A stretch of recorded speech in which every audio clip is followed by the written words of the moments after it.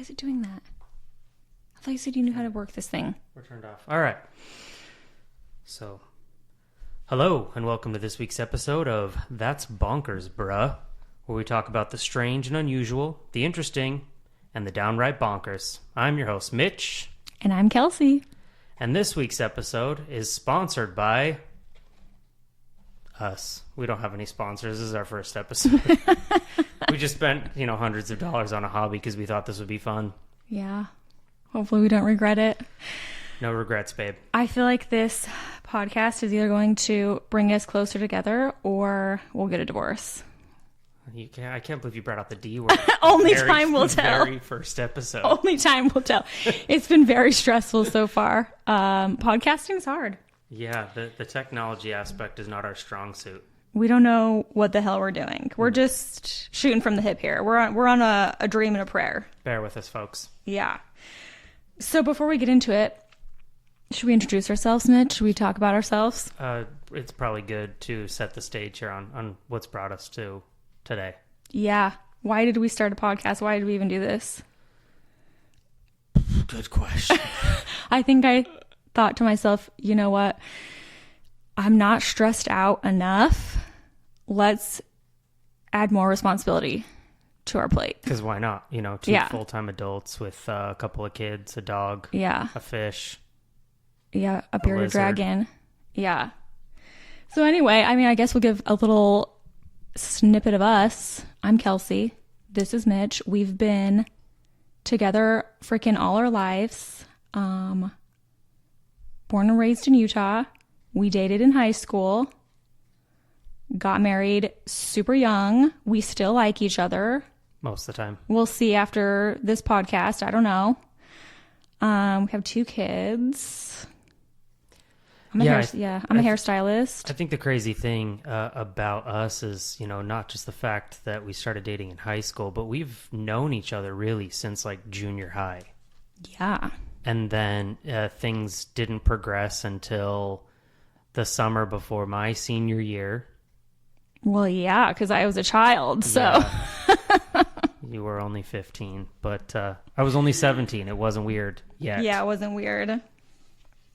And then, married. She was 18. I was 20. Yeah, let that sink in. I was 18. Mitch was 20. We literally cannot even check into our hotel room on our honeymoon. So embarrassing.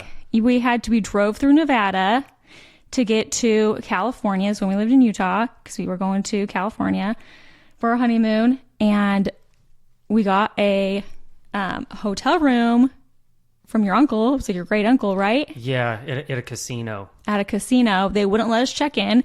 Mitch had to call his uncle late at night and be like, hey, we can't check into our hotel room on our honeymoon.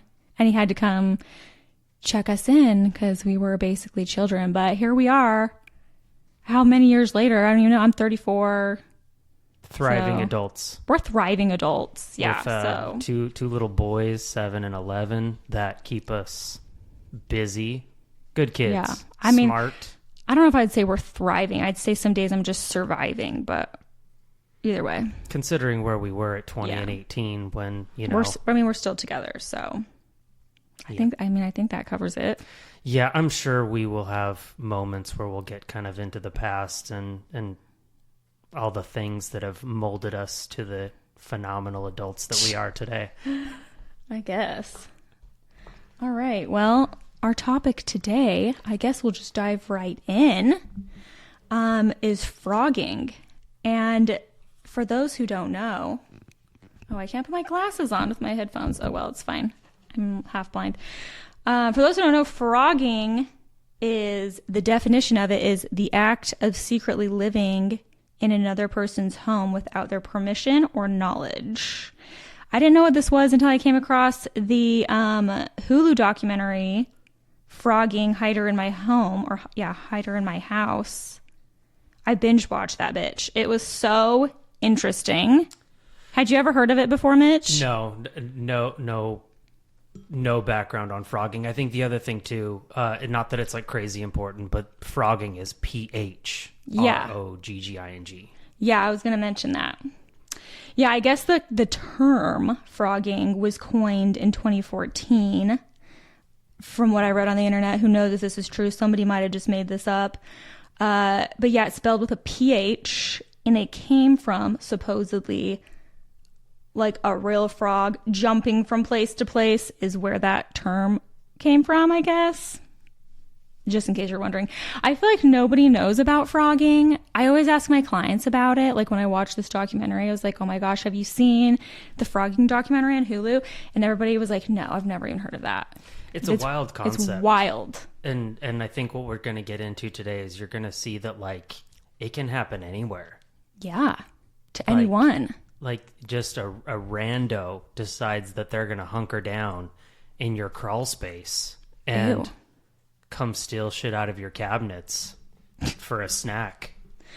Well, we have a lot of critters in our attic living in the South. Like sometimes we get squirrels. And sometimes I hope it's a squirrel, but I hear it up there and I'm like, do we have a frogger or an opossum? I hope it's a possum. I think we kind of skipped a few steps there. So born and raised in Utah, grew up like 3 blocks apart. So we're basically neighbors. And then about 5 years ago, we kind of decided, I mean, partially because of my job, but we kind of just decided that we would move. And so we started trying to find somewhere on a map that was within the territory of, I sell software to hospitals, but we landed in Charlotte. So, yep. I mean, depending on who you talk to, it's the South-ish, but we definitely have lots of critters out and about. There was a deer in the backyard today. Yeah, it was huge. So, anyways, back to frogging. not deering, frogging. Okay, so as I was researching this, I came across some celebrities that have been victims of frogging. Let me enlighten you, Mitch. Please do. Okay, so there was J-Lo. We all know her. We all love her. P. Diddy. Brad Pitt. Rihanna. Pam Anderson, good old Pam, and George Michael. I didn't know who George Michael was. Do you know who George Michael is? I had to look it up. Yeah, I know who George Michael is. Okay. I didn't know. I was more hung up on Brad Pitt because, I mean, Fight Club. You don't talk about Fight Club. Yeah, well, yeah, I guess. Okay, wait, I got to go back to it. So I did a little research on all these cases. Some of them aren't that interesting. Like J-Lo in 2013, someone lived in her pool house for a week, which I feel like that's not that crazy. Like her pool house is probably as big as our whole house. Yeah, so they probably just like broke. Sweet cabana. Yeah, and she probably was like on tour or something. P. Diddy, the man stayed for 24 hours. And the thing that was weird about it, he showered there and used P. Diddy's toothbrush. Interesting flex. So that's disturbing. I wonder if it was, I mean, of 24 hours, I feel like barely counts as frogging. Well, I mean, it could have been someone that just stayed the night after one of his, like, you know, all white parties. No, P. Diddy wasn't there. He was like he was gone. He was doing something. Okay. But the fact that he used his toothbrush, that's so gross. Okay. Brad Pitt. It happened in 1999. The guy only stayed for 10 hours before he got caught, but he put on Brad's clothes and got in his bed. Like his jams? I'm not sure. It did not disclose that information on the internet. One can assume that it was his jammies because he did get in his bed. So I found that also disturbing. Rihanna, she had a Frogger in 2018. It was for one night. And he disabled the alarm somehow. And then he was just hanging out, charging his phone in the living room and was found by an assistant. What's funny about that? Just charging his phone. The guy didn't have a place to stay, but broke in to charge his phone. I guess. Have a siesta on he the just couch. Was acting like he lived there. The last two are the weirdest ones. So George Michael, somebody was living under his floorboards for 4 days. under his floorboards.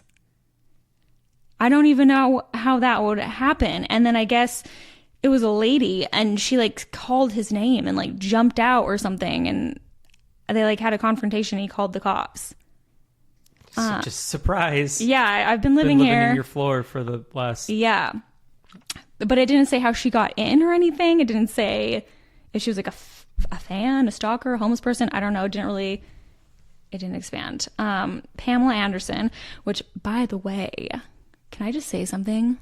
I can't wait to hear That's this. what we're here to do. Yeah. I love Pamela Anderson. I'm obsessed with her. Tell me more. I follow her on Instagram. I don't know. I'm just obsessed with her. She's just like aging gracefully. And she's just like beautiful. And I just like love her. She's a bad bitch. She's goals. I don't know. I just love Pam. Anyway, so she had a lady living in her pool house as well for several days. This was in 2001. And Pam was at home with her kids and they noticed that food and clothing went missing randomly. And so when they found this lady, Pamela was standing in her kitchen. I'm on first name basis with Pamela. She was standing in her kitchen and she was looking out the window to her pool house and she saw the lady in the window of the pool house. So she called the cops and they discovered that this Frogger was wearing the Baywatch swimsuit. Nice. The iconic red Baywatch swimsuit. She was wearing it. And it gets even weirder than that. That's not the weirdest part. She also had a letter claiming that she was not a lesbian, but she just wanted to touch Pamela Anderson. I don't know why she felt the need to put it in writing. I don't know if she had references. I don't know why it was in letter form. But she had a letter saying that she's not a lesbian, but she just wants to touch Pamela Anderson. I'm very confused, but so just she got on the computer, hammered out. I have to assume it was handwritten. Okay, so regardless, we've got a piece of paper that just talks about I'm definitely not a lesbian, 100%. I guess. However, I need to touch Pamela Anderson. I mean, I guess.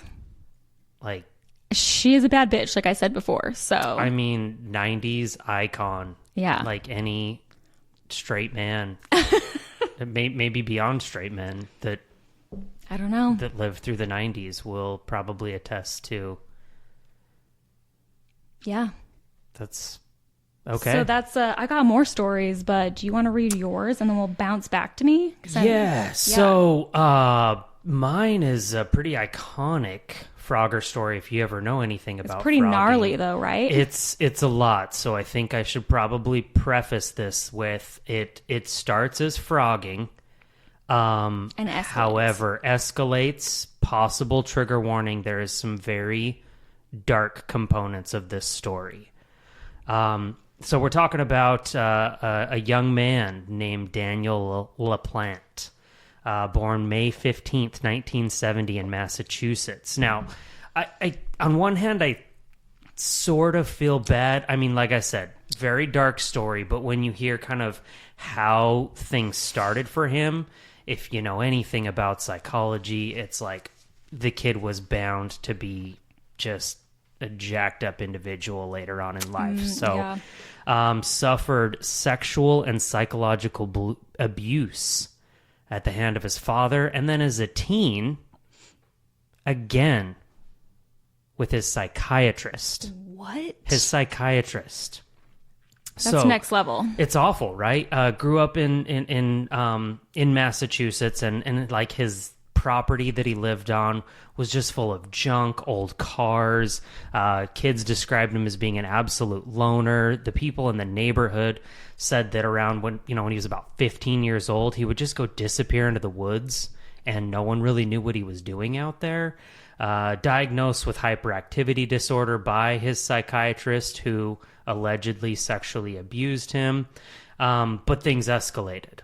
So LaPlante would start to break into neighboring homes, steal valuables, start to play mind games with them. He started to terrorize the neighborhood by, again, just breaking in, stealing stuff. But where it starts to get into the Phrogging episode here.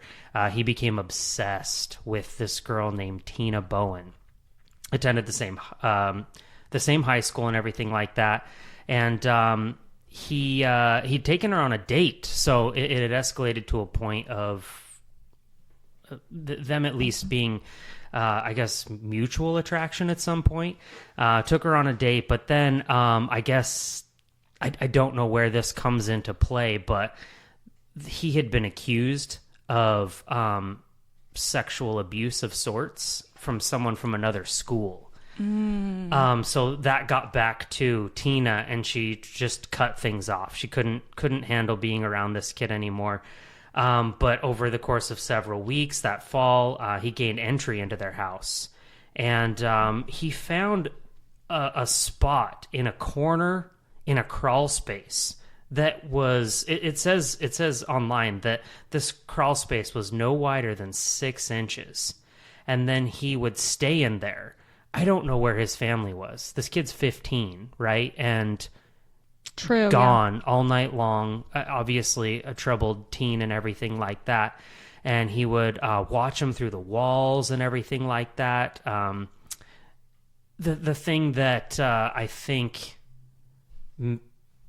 So Tina had lost, I believe it was her mother, and was trying to use a Ouija board to contact her with a little sister and stuff. So again, not good vibes. Don't mess with that. Don't mess with that.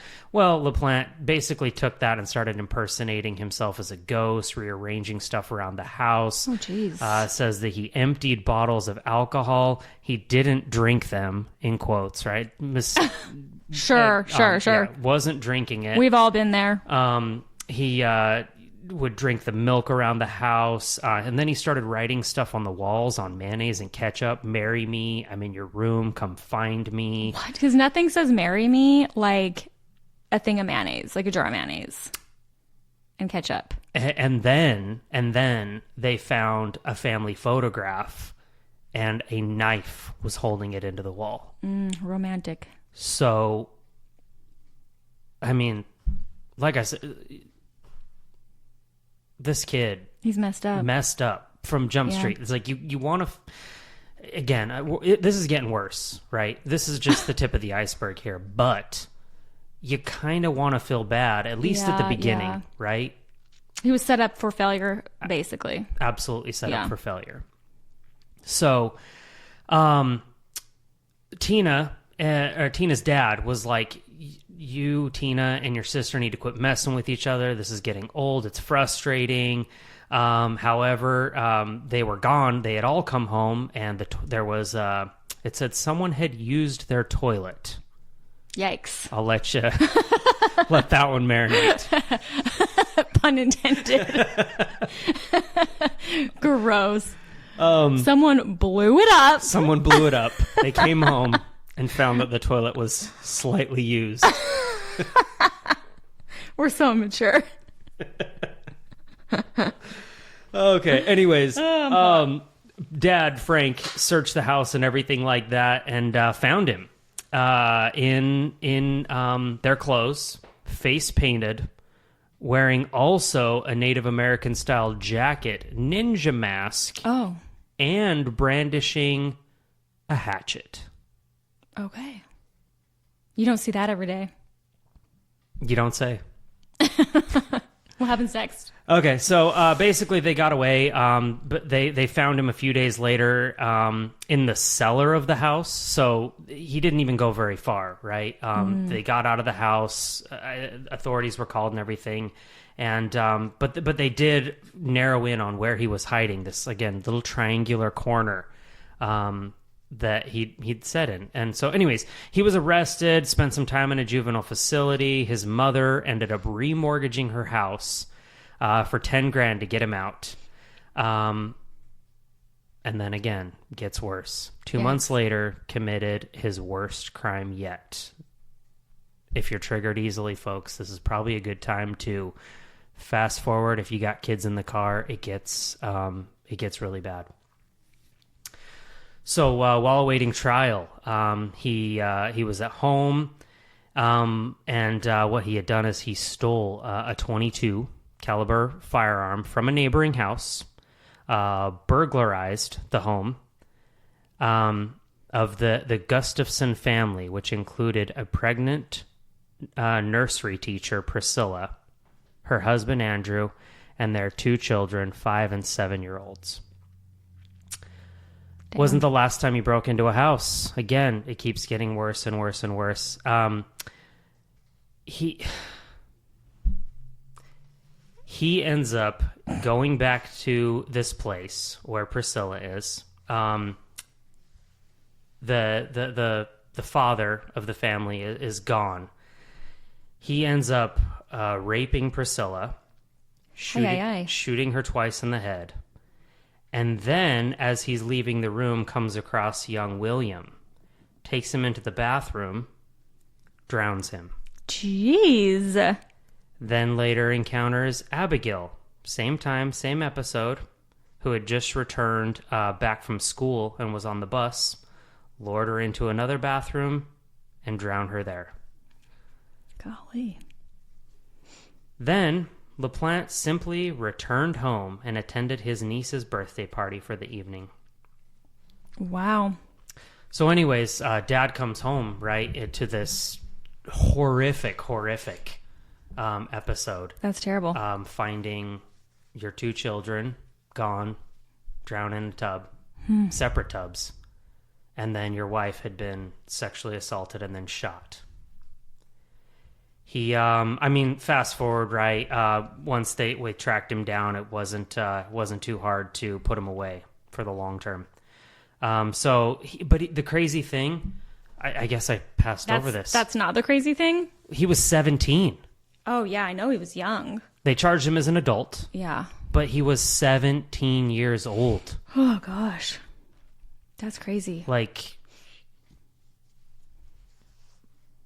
I hope your Phrogging episode is way happier, because I really came out of the gate swinging with this one. Wow, on that note, woo. Yeah, so Thanks for that, Mitch. Phrogging is one thing, but like I said, that got dark. Escalated that got very dark. quick. There's a lot more you can find about the case, both cases, both Phrogging and the horrific scene at the Gustafson house. Again, him being put away for life. And I'd hope so. Feel free to do some research on your own, but I had about enough. Yeah, I briefly researched over that story when I was looking for my stories, when I was doing research. I didn't know all those details. I kind of knew like that he had murdered people and stuff. I didn't know every little detail. I didn't know it was quite that dark. But I was like, oh yeah, I don't have the mental capacity to research this type of story right now. So mine aren't as dark. It's a lot. But thank you for that. Yeah. Let's stick around, folks. We have something. We have a palate cleanser. We have at a the treat. End. Yeah. Okay. Well, do you want to hear my stories? I would love to hear your stories. Uplift me. I feel like a weight's on my shoulders. Ooh, yeah. Didn't mean to do that to everybody. Mine aren't uplifting. They're just short little ones, but just definitely not as disturbing as yours, I will say. Okay, so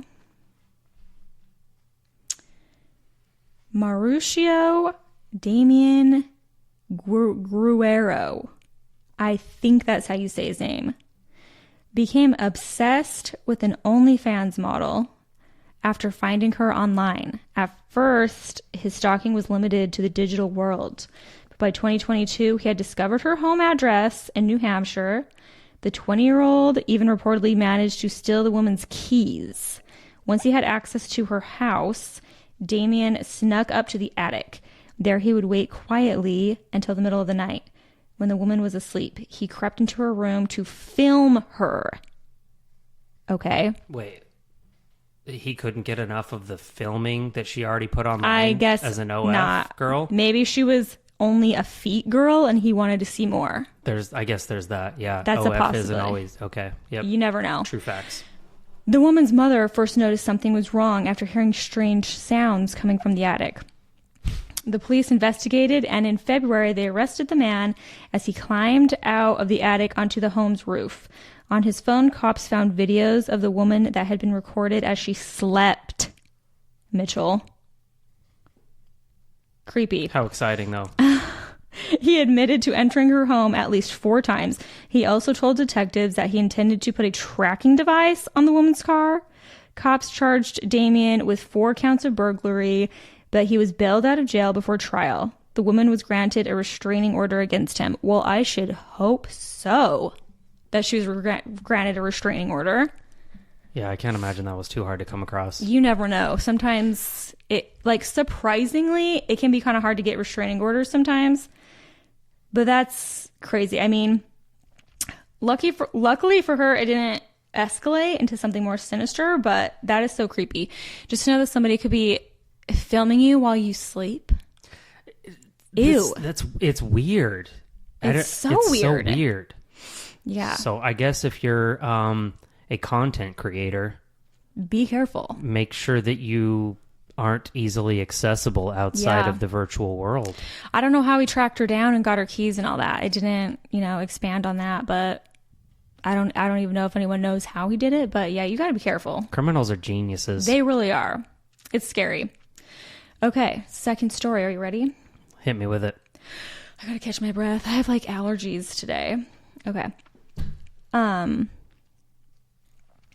In November 2021, a person driving on a street in Hopewell, Virginia, noticed a man coming out of the crawl space under a home. The man had a backpack and a pillow with him. Suspicious about a possible break-in, the driver called the police. When the officers showed up, the man was gone. Cops took a little closer look in the crawl space and found cigarette butts and food wrappers. For homeowner Casey Falls, it all suddenly made sense. Falls told local media outlets that her 4-year-old had been waking up in the middle of the night and complaining of strange noises for several weeks. Nobody in the family smoked, and yet the family had been finding cigarette butts strewn near the house.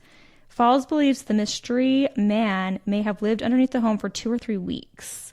They suspect that he was homeless, but he was never found. The thing that really freaks me out about this is that they had a 4-year-old, and she was saying that she was hearing weird things, and they just wrote it off. Yeah. Ew, he could have broke in. Just living under their house for weeks.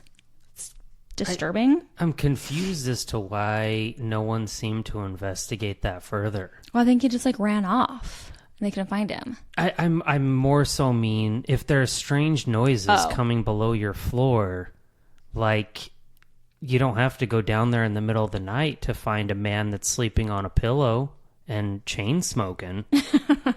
But you'd think that hey, come morning, I'm going to go investigate a little. Well, I think they didn't hear it. It was just the daughter was complaining about it. And so they just wrote it off. Okay. Yeah. They just thought it was her imagination or something. We've got kids, so I get that. Yeah. All right. Story number 3. You ready? Yeah, hit me. I'm still. Are you processing? I'm processing that. Are you taking it in? I'm still and maybe another tidbit of advice. Most crawls. We don't have a crawl space. We're just on a slab, thank goodness. But I don't like a crawl space. They creep me out. I guess if you got one, throw a padlock on there at the least. Yeah. Something to semi-deter a frogger away. I know everyone's going to be checking their crawl spaces now after this. Do it. Yeah. I would recommend. Highly. Okay, here we go. In July 2022, police in Carson City, Nevada saw a 2-year-old walking alone outside the Children's Museum of Northern Nevada. When officers found the toddler's older sister, she gave the museum as their home address. Suspicious, the officers investigated and discovered the girl was telling the truth. Inside the museum, they found a hidden living space for a family of 7. The father, Wilbert Calhoun, was the museum's janitor. His wife was the manager of the museum. The couple and their 5 children have been secretly living in the building for months. As they continued to search, cops found weapons stashed in a storage room. A police report counted an AK-47 rifle, 3 handguns, a short barrel rifle, a pistol, a suppressor, ammunition, knives, and a taser. I don't know why they needed so much. Protect the loot. I don't know. I'm so confused. The room also included drug paraphernalia. Calhoun was arrested on weapons and child endangerment charges. The couple was both fired. No surprise there. You don't say. Shocked board members abruptly closed the museum and pledged to investigate before reopening. Can you imagine how shocked you would be if you worked out this museum or ran it or something, and you're like, oh, Betsy and her husband and like 4 children have been living here for months. What? It reminds me kind of like a back in the day. I don't know how far back in the day. I'm just going to use that term. But like you would have like your general store and people would live above it. Yeah. But it's like reversed. You have this business and they're like down in the dungeon. I don't know. And what kind of, I mean, it was a children's museum, but what was in there? I don't know. It's just so random. I just have so many more questions. What led to that decision? Did they get kicked out of their house? Did they not have anywhere to go? Why did they have so many weapons? Were they preppers? Did they think the end of the world was coming? Did they think they had to, like, protect the dinosaurs in the museum? I don't know. I'm just so confused by all of that. That's why I found that story interesting. It was just different from the other ones and just very, very odd. It is odd. Kind of sounds fun, though, to live in a museum as a kid. I mean, Night at the Museum, right? Phenomenal kids show. I guess. And so, you have to, I guess, believe that they were probably evicted from wherever they were. I would assume. Husband and wife were already working, and they're like, hey, we know the ins and outs. As long as we get the kids out to school on time, no one will ever know that we're down here. Yeah. They're like, I got to be to work by 9 a.m. anyway, so let's just freaking sleep till the last minute. Spend the night, yeah. And then... kind of smart. Let's, I guess, after the kids go to school at 7:30, we can do drugs and... I guess. Play with guns for a few hours before work starts. Yeah, I mean... I don't think the kids' museum opens at 9. Let's think about this for a minute. It's always been a gripe of mine, and I even saw something on Instagram the other day that was like, why do kids' museums not open until noon? Like, I've lived a whole lifetime before then. My kid got up at 6. That's true. They need to be entertained constantly. Anyone who runs a kids' museum out there, can we please get someone to explain to us why the kids' museum isn't open at 9 a.m.? I mean, maybe some of them are. I don't know. You don't know every kid's museum. Not everyone around here. Everyone back in Utah. I don't recall. The soonest was like 10 or 11 o'clock. And by then you've been up for like 5 hours. Yeah, that's true. All right. Well, I'm excited about this next part. I hope I can keep it together. I'm already kind of giggly. Yeah. So we've got some hilarious Amazon reviews. I don't know why. I love funny Amazon reviews or just any online reviews. So we figured after Mitch's super dark, disturbing story, we'd have a little palate cleanser and end the podcast with something funny. Mitch is already laughing. Okay. Do you want to read one and I'll read one? I'm or gonna. How many do you have, Mitch? I think I have 4. Okay. I'm real excited for you to go. Let me find mine. I can start. Okay, shoot it off. Because I'm ready. I'm going to try to keep it together. If I can tell you right now that if I wouldn't have pre-read these, there's no way that I could have got all the way through them. Oh, I know. You don't got to tell me. I was crying, laughing. Yeah. I couldn't breathe. The kids were concerned. They came in, Dad, what's wrong? Because I couldn't breathe. Because you're just a man child, and farts are always funny to Mitch. Always. So, perfect segue into it. So what we're talking about, these are all Amazon reviews from sugar-free candies. So first one, buyer beware. I excitedly ordered these gummies as it looked like a viable option for me to have the sweets I so miss from before my diagnosis.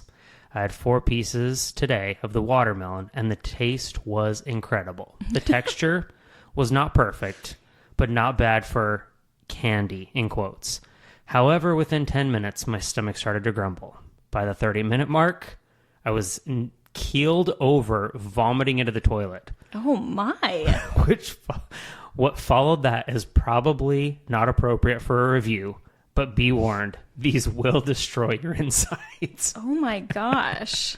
I would be pissed if I bought some candy and it made me vomit terribly. I hate throwing up. Vomiting would be bad for sure. Usually, it's not the vomiting I think that gets people. It's the the we'll bubble find that guts. out. Yeah.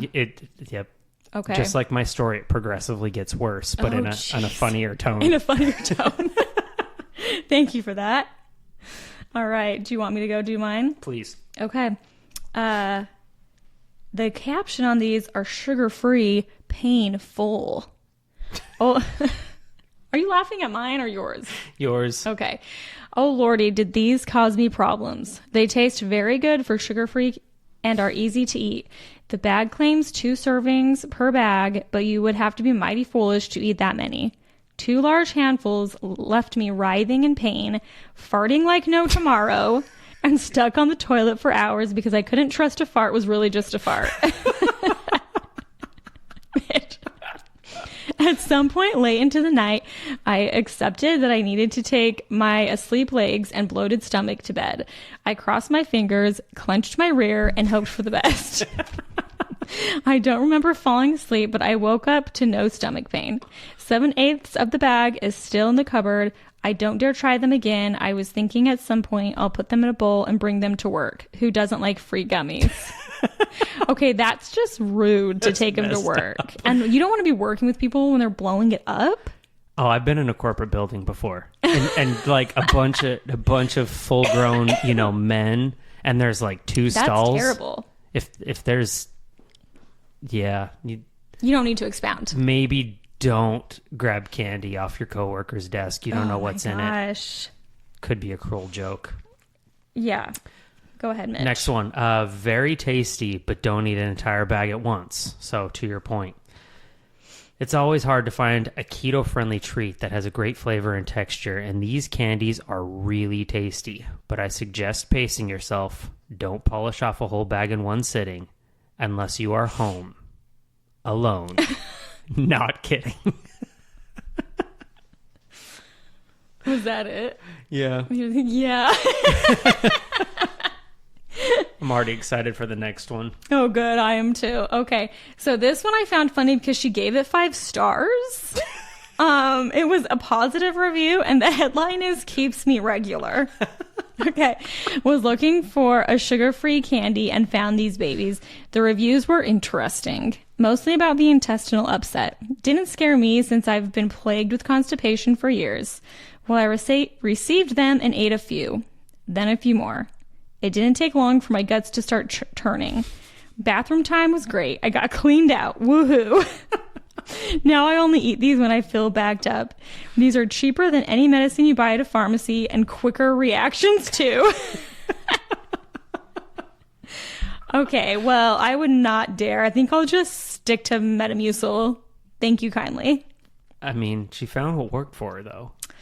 Whew, man, as an IBS girl, just reading these reviews makes my insides hurt. I won't be trying it. Next one, 3 stars. Is no one going to talk about the farts? It's pretty short and sweet. These are okay. They scratch an itch for a sweet-ish chew, but dang, my wife and I have the most rancid farts. Ew. I bet you she was so pleased that he put a review like that out there. Yeah, I'm sure he loved that. Oh, yours are short. Is that it? I got one more. Oh, okay. This one's my favorite. Okay, well, you want to do 2 in a row? Because I'm down to my last. Go ahead. Okay. This is from Jason R. Hawley, and Jason says, he gives it 3 stars. These things are delicious, but holy Hindenburg, Batman. I don't know what that means. Yeah, what the hell is that? Hindenburg? I don't know. Maybe it's a joke that I don't get. Okay, hang on. My phone is frozen. Okay. What's the deal with sugar-free candy? It feels like every review I've done lately has included at least one bodily function, and that's just not right. Please don't get me wrong. These things are absolutely delicious and are pretty reasonably priced in a 2-pound bag. But for some reason, my body just doesn't get along with them. To say they make me have gas would be an understatement. People can clearly hear my guts churning in large rooms. I wasn't aware they made X-Lax in so many vibrant colors and fruity flavors until about a half an hour after my first handful. I ended up sounding like the horn section of the New York Philharmonic Orchestra, and the show went on for hours. I'm pretty sure it wasn't my leg that broke during the performance. If they served beer and pickled eggs on a Taco Tuesday in a Mexican prison with a side of bubbly bottled water straight from the Ganges River, it wouldn't be half as bad as the cleansing effect of these gummies had on my intestines. Note to self, order candles and Beano. I love how he described it. Well, that's an awful experience. Isn't it? It's like when you get the coffee running through your system. Oh, Lord. Okay. Let's just stop while you're ahead, Mitch. Let's polish this. Let's polish this this segment off with the last one called "Great for Some Spring Cleaning." Oh, Lord. These are pretty delicious, but after eating a bag, my insides became my outsides. I think I lost a good 5 pounds. They were yummy going down, but I can't imagine what would have happened if I'd eaten these on an airplane or something. Oh my gosh.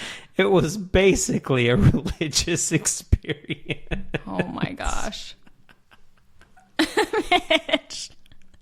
The things that's funny that you don't realize, people listening to this, Mitch has read these already like 10 times, and it's still funny. The first time reading them was brutal. Yeah, it was hilarious. Go do yourself a favor and just run through the Amazon sugar-free candy section. Yeah, it's real. We literally found these off the internet. I was telling one of my clients about it, how this was going to be a segment. And she's like, but are those reviews even real? I'm like, well, I think they are, because I keep finding a bunch of them online, and they're all on different products, like different brands, different candies.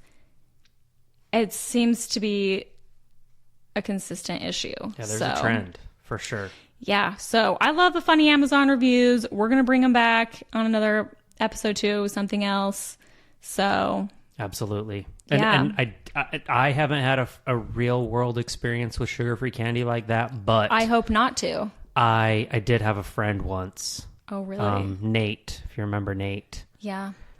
He was preparing for a bodybuilding show and needed that sugar fix. He's, handful of weeks out, whatever, cutting, and ate a whole bunch of sugar-free candy. And at work with you?